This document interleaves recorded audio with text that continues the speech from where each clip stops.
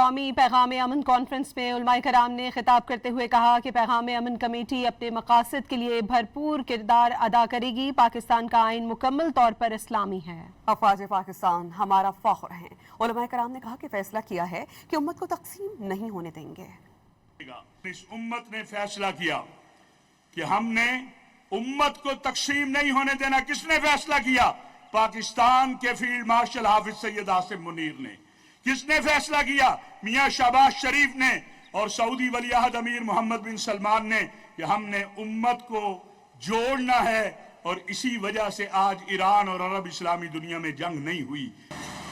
اس پیغام پاکستان میں کہا گیا ہے کہ ہماری جو افواج ہیں یہ اس ملک کی محافظ ہیں، یہ مجاہد ہیں، اور ان کے ساتھ کھڑا ہونا فرض ہے۔ پاکستان آج ہمارا وطن ہے، اس سے محبت کرنا کہ جس وقت پاکستان کے دستور کے بارے میں ابھی شفیع صاحب سنا رہے تھے، جس کی پہلی شک یہ ہے کہ پاکستان کا سپریم لا اللہ کا قرآن ہے، مدینے والے کا فرمان ہے، جس کی فوج دنیا کی سب سے بہترین فوج